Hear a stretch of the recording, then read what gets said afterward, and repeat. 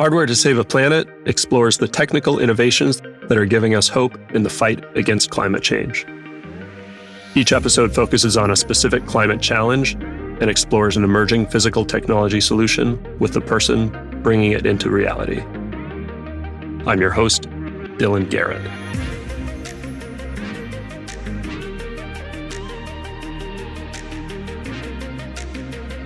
Hello and welcome to Hardware to Save a Planet. I'm very excited to be here with Oliver Gunasekara, the co-founder and CEO of Impossible Metals. Their goal is to build underwater robotic vehicles to collect battery metals from the ocean floor without harming the environment. These metals like copper, manganese, and cobalt are critical to support the energy transition as we manufacture more and more electric vehicles and grid-scale batteries. I'll say upfront that this is a controversial topic and has stirred up some vigorous debates about the potential harmful effects of mining our oceans. I'm really interested to hear more about that from Oliver. I'm also just excited to hear more about their robots, which sound really cool and complicated. To introduce Oliver quickly, he's a 3-time founder and 2-time CEO, having spent his career in mobile computing, cloud computing, and multimedia tech before founding Impossible Metals.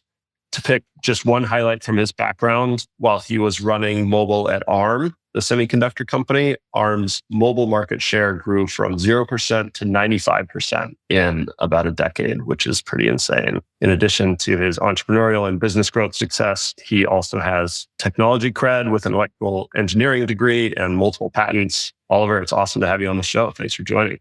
Super excited to be here. Thanks for the opportunity. So you have this great track record of success in the mobile media and consumer electronics space. A deep sea mining company seems like a big departure. So I'm really curious to hear your story and what is your path then to ClimateTech and kind of how far back does that start? It kind of starts, I would say, after kind of selling my last company, which was a semiconductor company in 2019. And, in 2020, I kind of decided I was going to go traveling. I was getting all excited, didn't have any commitments, was able to just do a few months consulting for the company that bought us. And then COVID happened. And so I started that travel and I was kind of locked down like everyone at home. And we had really bad wildfires. I live here in the San Francisco Bay Area, and the fall of 2020 was like some of the worst wildfires I've ever encountered. And the sky went orange. It was really terrible. And that was really the catalyst to say that I've got to do something in climate if I'm going to do a third company. And that's ultimately what led to Impossible Metals. I hear that those wildfires were such a kind of motivating event for so many people. I wonder, they were so horrible for the environment, but at the same time, I wonder what the net effect will be overall if it influenced so many people to get into the fight against climate change. And how did you come to the idea of deep sea mining? I think it's really being locked down, right? I had lots of time on my hands, was just Googling and trying to understand about this journey, this move away from fossil fuels to electrification, and came to kind of see that everything needs metals. We're literally trying to avoid fossil fuels to electrify, but electricity needs metal. And then the more I discovered, the more I kind of researched, I came to the conclusion that there are these metals in the ocean, and yet no one has yet kind of figured out the right way to go and get them. These round rocks, if you have video, but if you see that, you can kind of see them. This is a polymetallic nodule. So it's a potato-sized rock that just forms over millions of years on the seabed floor. And it happens to be the planet's biggest source of battery metals, nickel, cobalt, copper, manganese. And yet the tech that everyone else was pursuing to go after them was really invented in the 1960s and tested in the 1970s. It felt to me that we really should have something newer that would be less environmentally destructive. Is it an option to not go after them? So one option is to go get them from the ocean, but we're currently mining for them on land, right?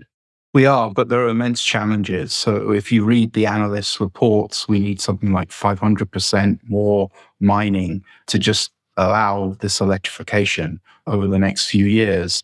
And that presents immense challenge. In the long term, say 30 to 40 years' time, we should be able to recycle the majority of these metals. So we won't need primary mining. But that takes time. You buy a new electric vehicle today, say a Tesla, you've got 10 to 15 years of life before those batteries can be recycled.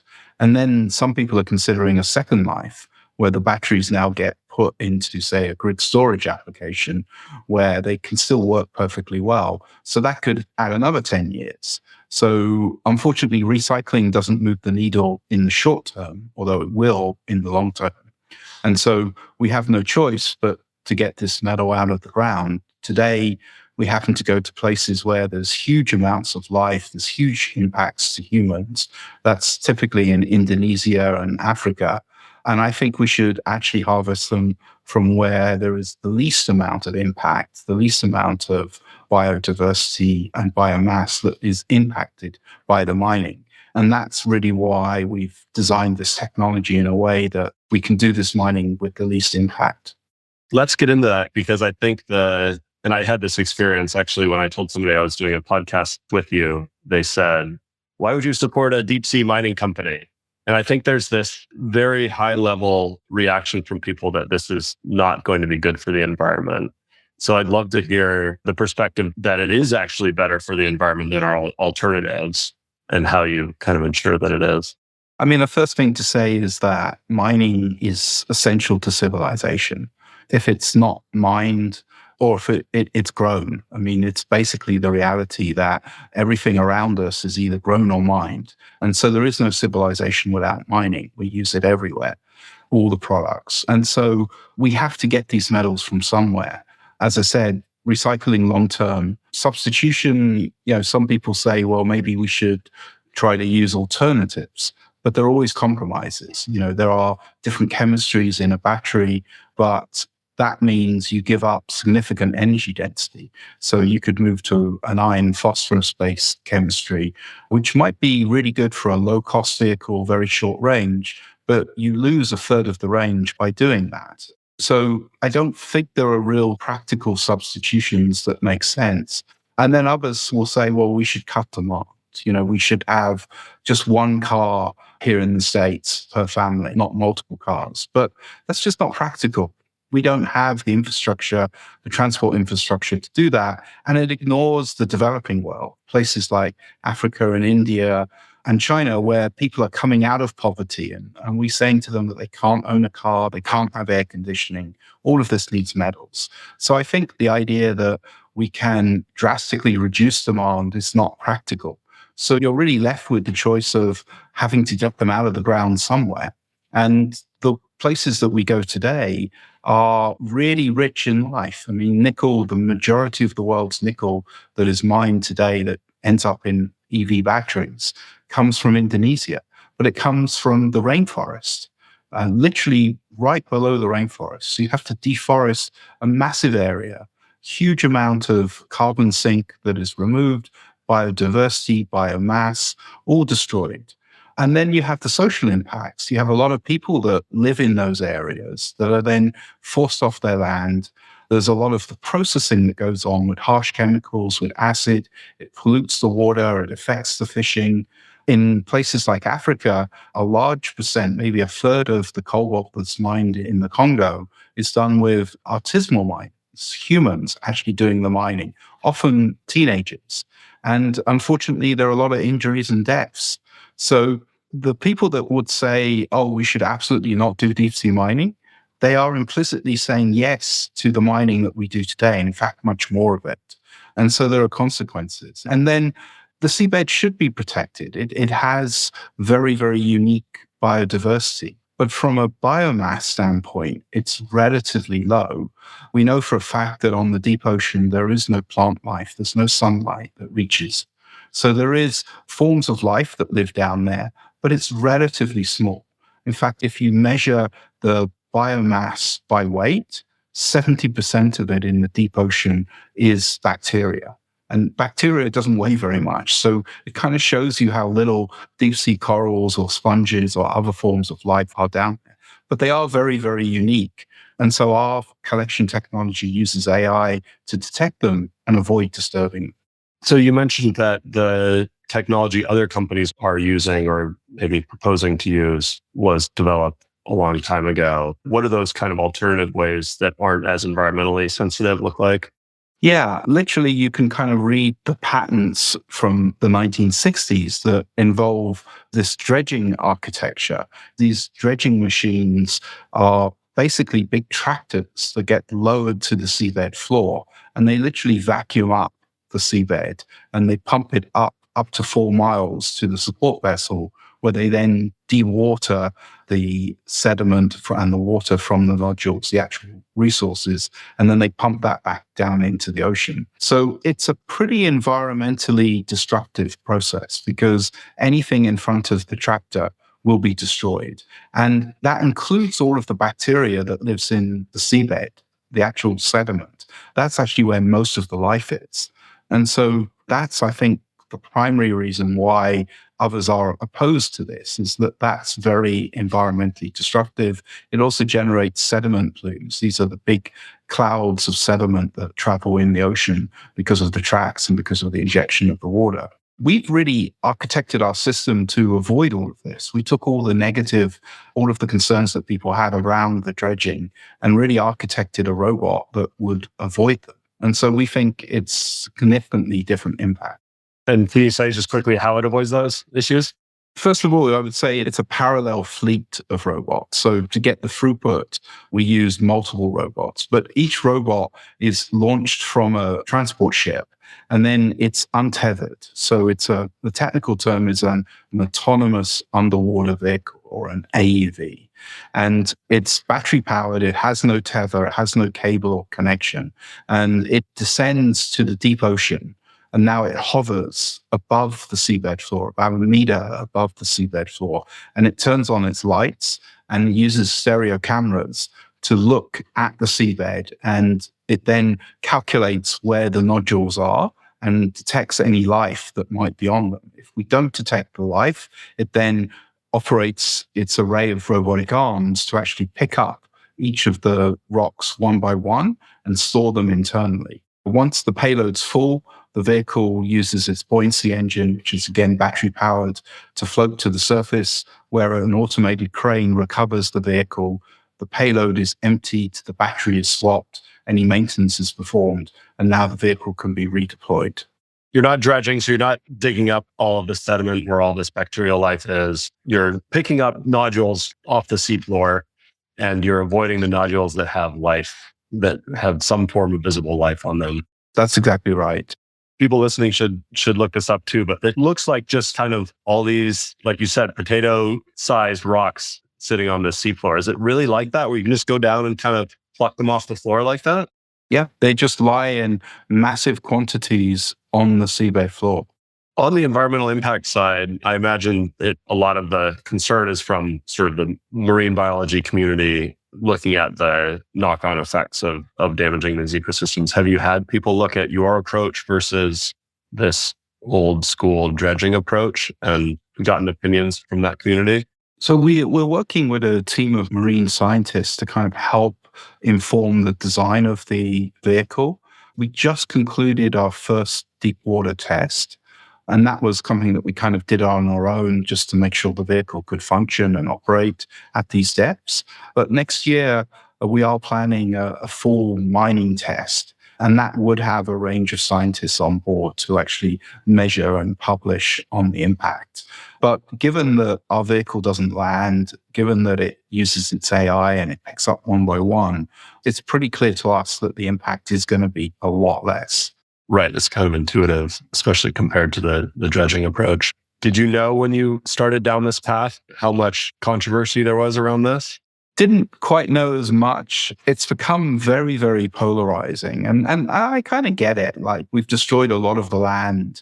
This is an area that we haven't yet mined, and yet people like us are proposing to do it. And so it makes sense that there is pushback. But the concept of banning the seabed, I think, makes no sense, because you want innovation.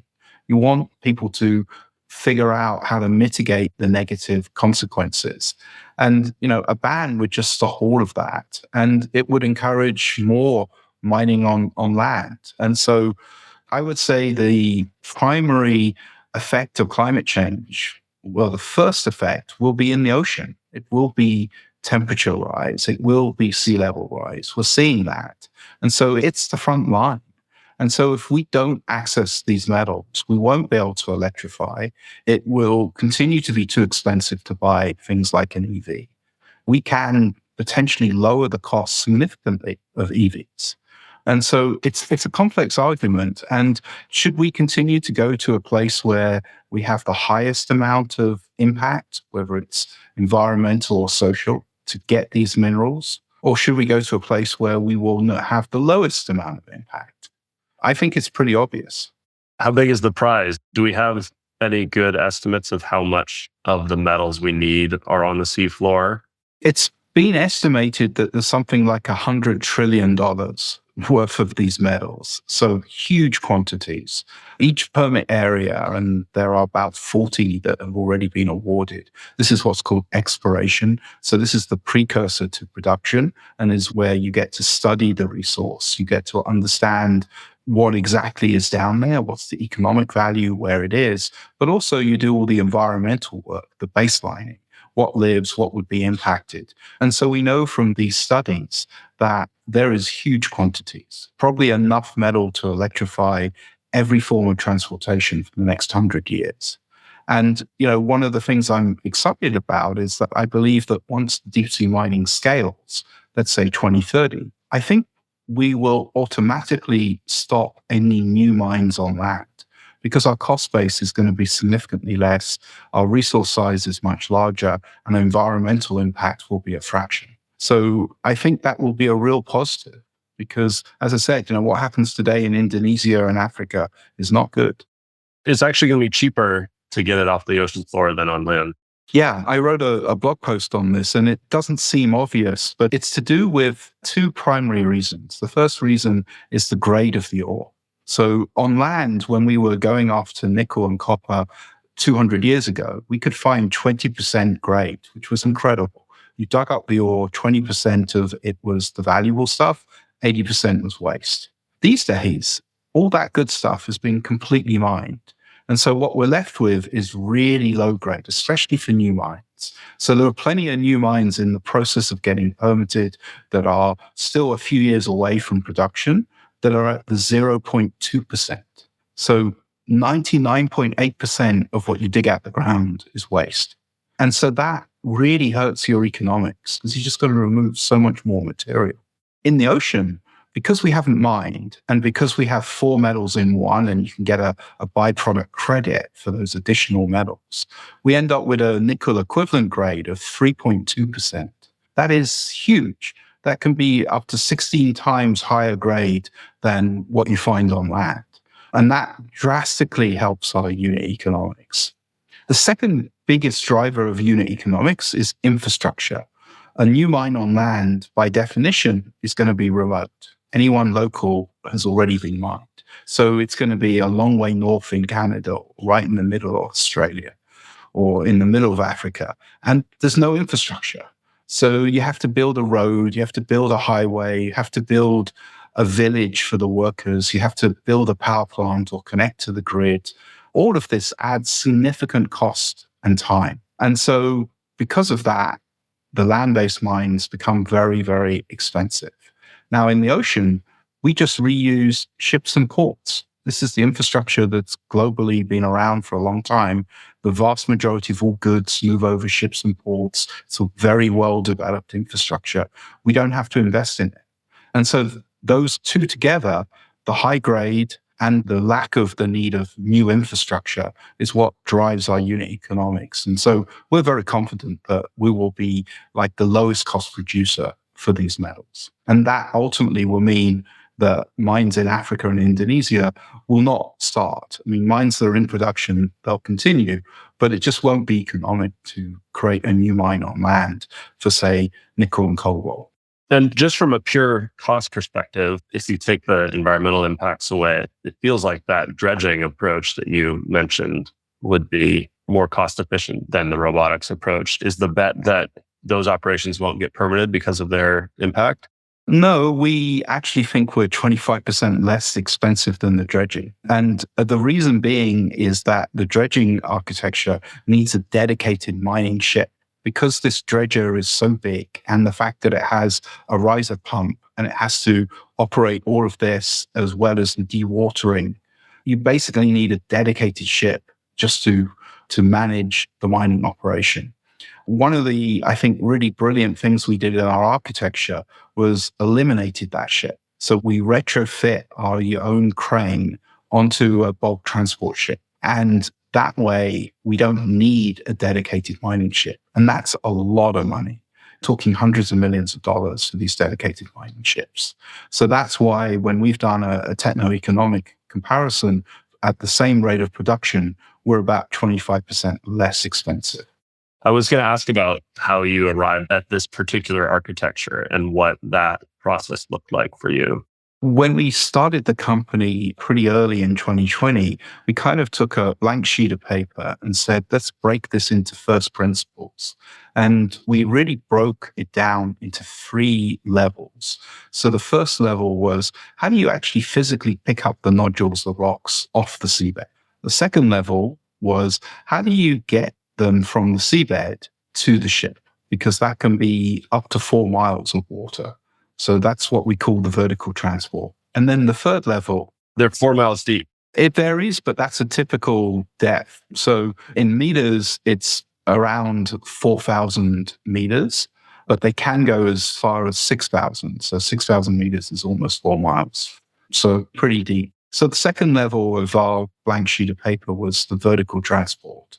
And then the third level was, well, once you've got them to the ship, how do you get them to port? And so that was the port transport. So we had the collection, the vertical transport, and the port transport. And we iterated on many different architectures, really looking at first principles. So if we take the vertical transport, obviously others are using a riser pump where they're actually pumping them up at that distance.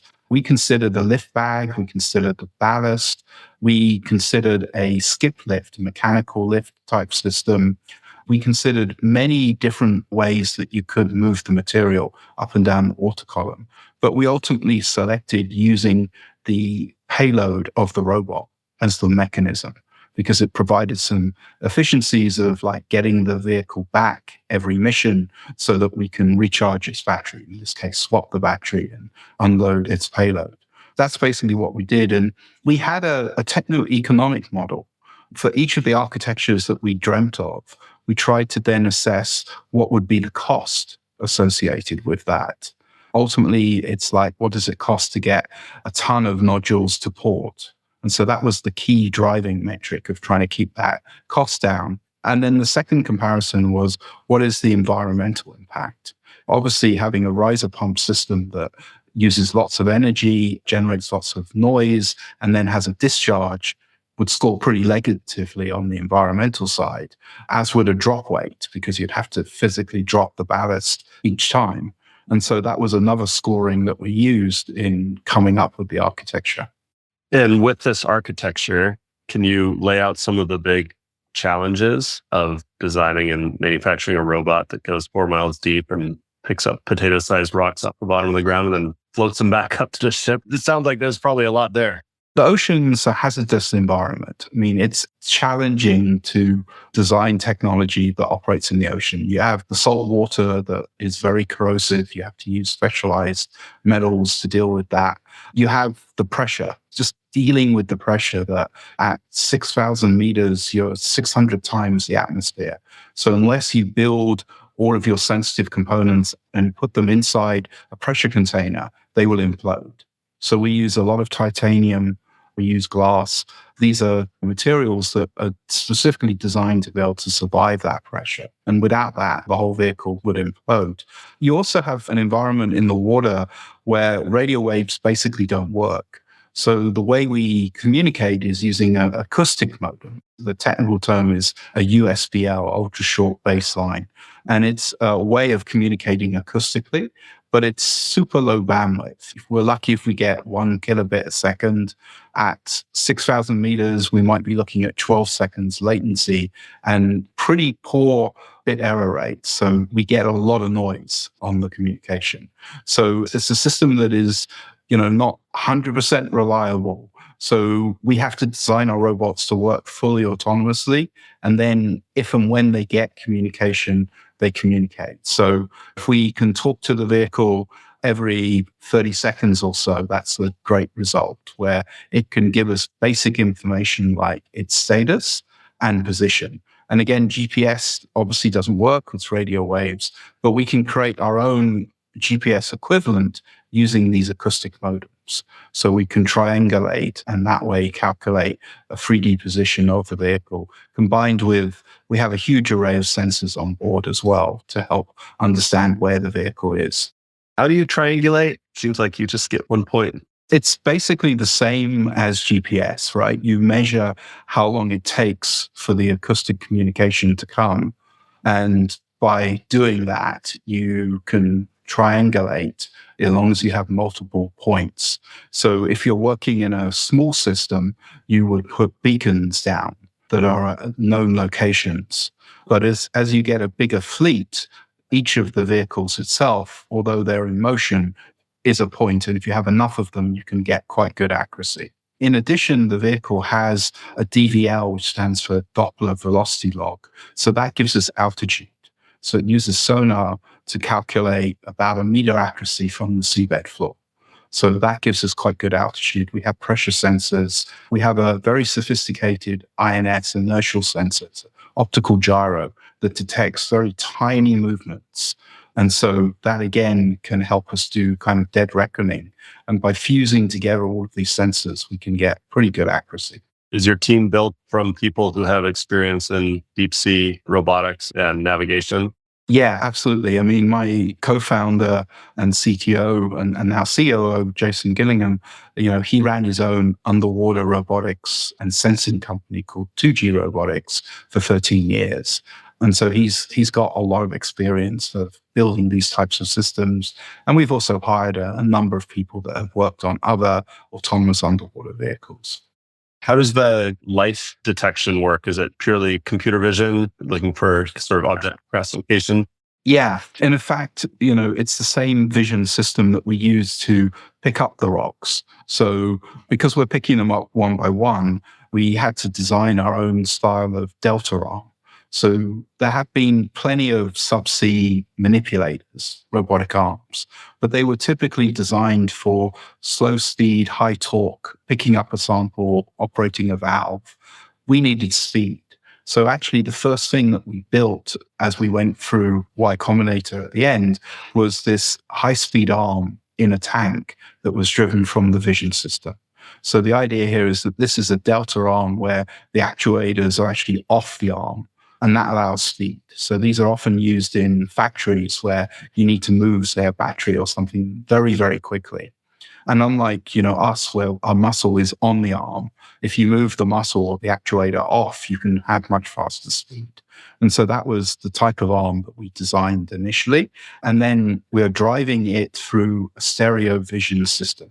So stereo HD cameras. And that allows us to coordinate with quite high accuracy where the rocks are, to move the arm over the top of the rock and then operate the claw, the end effector, to actually pick it up. So that was the primary vision system that we've had. And what we've recently done is upgraded that to now detect life. And at the first step, we don't have to classify that life. We don't have to say, oh, it's that species or this species. We just have to say, this is a non-standard nodule. We know in the area between Hawaii and Mexico, about 1% of the nodules have life that you can see, let's say bigger than a millimeter. They all have bacteria, but life that we could see, or a coral or a sponge. And so the built-in AI algorithm is trying to identify, is this a regular nodule? Or does this have something weird on it, like a coral or a sponge, in which case we leave it behind. As we get more deployments and more real-life data, we'll start to label that data set, and in time, I think the vehicle will automatically categorize. But that isn't required for first operation. It's so cool. I would love to geek out on this for a while longer. But I just want to say, there's so much innovation involved here, and I just find it really fascinating. I do want to say for our listeners, you have a video at the top of your webpage. If you Google Impossible Metals that gives a visual of a version of this so people can kind of visualize it. But yeah, I think it's super cool. So where in the development process are you? How much of this have you prototyped and proven, and what's next? We actually just had a major milestone just last month, and we did some press a week ago today. And that was the success of what we call Eureka 2. So Eureka 2 is the name of our second generation robot. The first generation underwater robot we called Eureka 1, and we achieved kind of the end of its milestone and development program about a year ago, May of 23. And that was a shallow water proof of concept. So it had one arm. It was designed to go to 25 meters, but it had all of the components, the buoyancy system, the arm, the vision system. And we had that working fully autonomous, as I said, a year ago, May of 23. But since then, we've been focused on Eureka 2, and this is a significant upgrade. So first of all, it goes from 25 meters to the vehicle is rated at 6,000 meters. So it can go up to 4 miles deep. And that's a big upgrade in its own right. And then we also included 3 arms instead of 1. And so the testing that we concluded last month off the east coast of Florida was actually taking the vehicle down to about 2,000 meters, just over a mile deep, and having it work fully autonomously. We have previously succeeded in picking up nodules with that vehicle at shallow depth, and we actually did it at night in a lake. And the night is a good proxy for the deep ocean because obviously no light gets down there. So yeah, we announced the success of that. We published a video. There's even a side-by-side of the 3D animation that we had created some years ago with now the real vehicle operating. So you can kind of see both. And, we're very proud of it. Getting the vehicle to operate at that depth, fully autonomously without a tether, under its own battery is a big achievement. That's awesome. I'll have to get that video link and we'll put it in the show notes. And how many arms is the commercial system, or will the commercial system be? So that's what we call Eureka 3. So what we've built now is not really big enough for commercial operation because mining is about quantities. So it's great for testing and for sampling and doing marine science. But Eureka 3, which is the vehicle we're in design of right now, is significantly larger. So it goes to 16 arms, and we'll have a payload of 6 tons, so 6,000 kilograms, and it will be able to deliver that every 4 hours to the supporting ship. And so with a fleet of these, maybe 16 or more, you can start to do significant amount of material. So what's the business model? You're selling raw materials? How does that work? Yeah, we have aspirations of being a full stack mining company. So we would love to pick up the nodules, pay for them to be processed, and sell the high quality metal to the battery supply chain. That's where we want to be. That does involve us ultimately having to secure reasonable amounts of working capital to build out the fleet. In time, it also means that we would have to secure our own permits. Although in the short term, I think we'd partner with people that already have permits. That's where we would like to be. The good news is there's flexibility. There's like over 40 exploration permits already awarded. We don't have to have the same business model for every location. We can be more bespoke. And definitely partnering in the short term makes a lot of sense because there are companies that have already got exploration permits. They're already doing the marine science. And that potentially is the fastest route to market versus starting all of that work from scratch. So is there, it sounds there's a lot of exploration permits now. Is there a risk to your business that permitting will move forward at a scale that's sufficient to support the business model, or that policies will change in the negative direction? I would say though there is concern out there, but we don't necessarily see it as an issue. And the reason being is that there are multiple geographies and regulatory bodies. So it's not just one. So if you're in international waters, typically 200 miles, 300 kilometers off the coast, then it's regulated by a UN-created body called the International Seabed Authority. And it is a political organization. It's made up of 167 countries. It's issued 31 exploration contracts to date.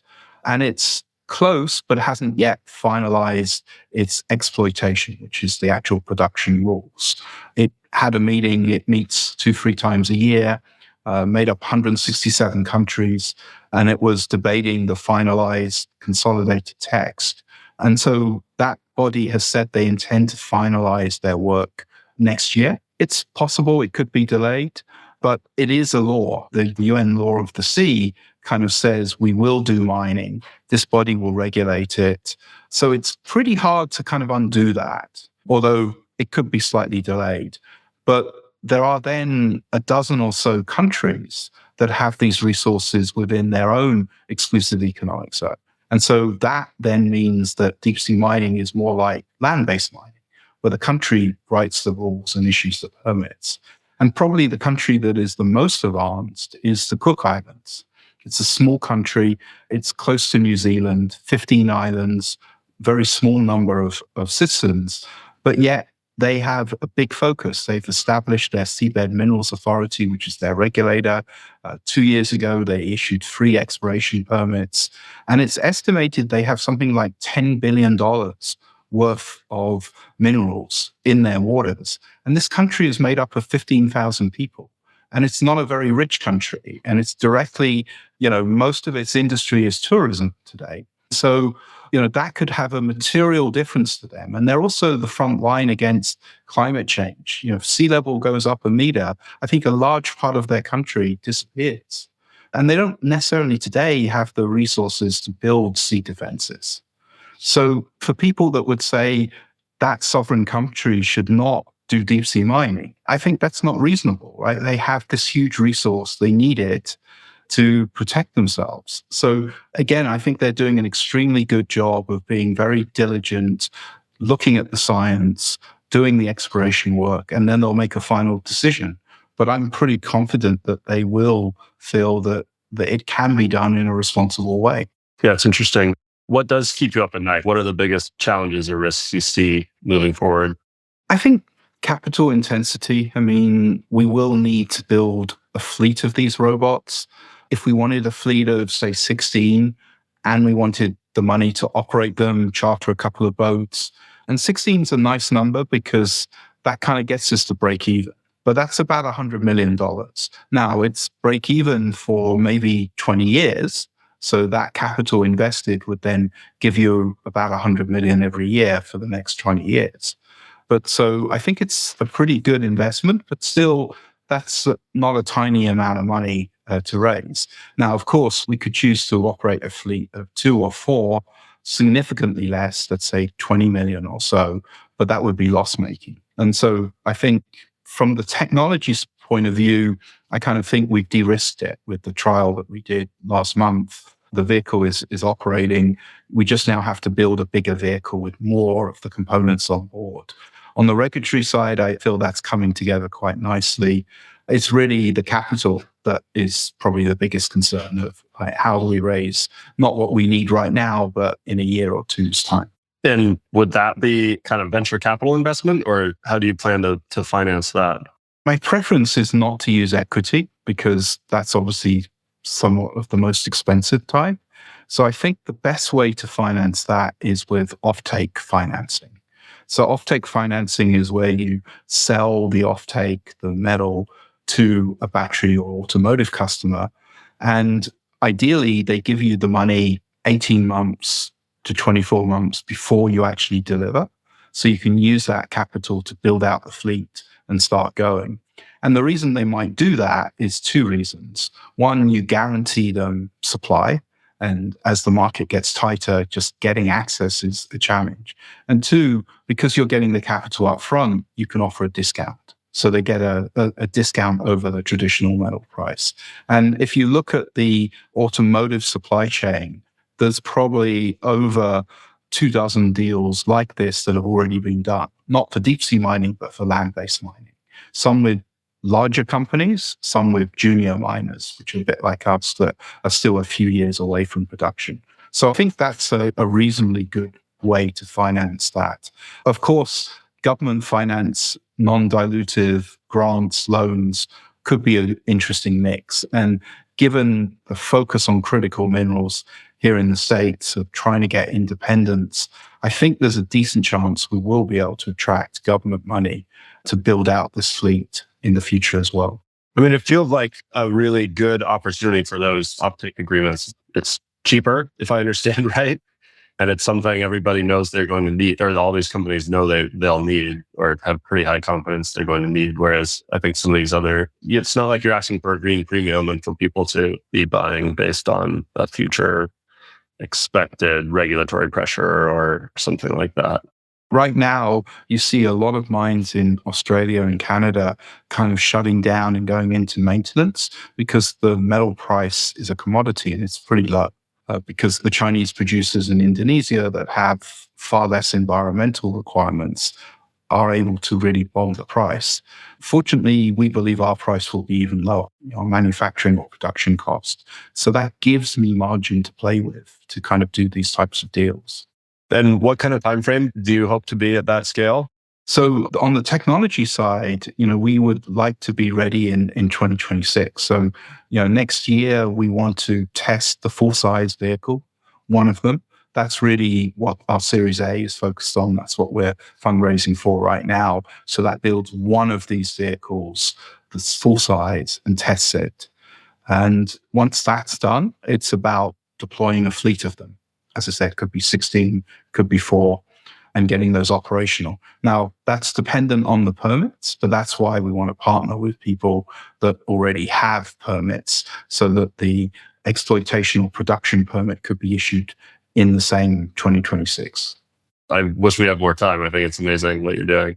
Okay, so I have 3 last questions that I ask everybody. The first is, how optimistic or pessimistic are you about the future of the planet and why? I'm optimistic because of innovation. I think we know what we have to do. We know it's a problem. And just more and more people are kind of moving in from different careers like myself, 30 years in semiconductors, and now I'm doing deep sea mining. It's completely new, but I also think that's where we succeed, where we don't have the legacy. And I think innovation across the stack is where we're going to solve this problem. And so I'm definitely optimistic. Who is one other person or company doing something to address climate change that's inspiring you? There's a startup that also went through Y Combinator at kind of the same time as us, and they're called seabed. And they have a technology that captures the carbon that gets emitted from diesel engines. And Alicia's the CEO, and she's building, I think, an incredible company. And there's just so much emissions from diesel generators and diesel ships that this could be an amazing solution to lower those emissions and capture the carbon that's emitted. Awesome. I've heard about it. I haven't met them. What advice do you have for someone not working in climate today and wants to do something to help? Just do it. I mean, you can make a lot of money working for an app store, a social media company or whatever. But I think, as you get older, you should think about legacy, thinking about combining your skills with doing something good. One thing I'll touch on is that we set our company up as a B corporation. So that's a public benefit. So it means that we are a for-profit, but we have a legal obligation, our directors do, to balance the needs of our shareholders, but also to do the public benefit that we stated on our certificate of incorporation, which for us is delivering responsible critical metals, to help mitigate the climate crisis. So it fits together. And I think it's incredibly rewarding. And it becomes a lot easier to attract talent when people feel that the mission of the company is aligned with the health of the planet. And there are huge financial rewards and huge technical problems to solve. And in my experience, the best people kind of want all 3. They want to feel that they're doing right for the planet and its people. They want to solve really difficult technical problems. And they want to be able to be personally successful if the company's successful, but there's big potential return. And I think ClimateTech can offer all 3. So go and do it. And doesn't matter what your skill set is, there's opportunities out there. There's so many people now trying to come up with solutions. Just join with them and make it happen. Oliver, that was really fun. Thank you for what you're doing. It sounds like a big opportunity and a big challenge. And I'm happy to hear how responsibly you're going about it. Appreciate your time. Thank you. It's been a great opportunity. Appreciate it. Hardware to Save a Planet is brought to you by Synapse. To find out more about us and how we develop hardware solutions for the world's most ambitious companies, head to synapse.com. And then make sure to search for Hardware to Save a Planet in Apple Podcasts, Spotify, and Google Podcasts, or anywhere you like to listen. Make sure to click subscribe so you don't miss any future episodes. On behalf of the team here at Synapse, thanks for listening.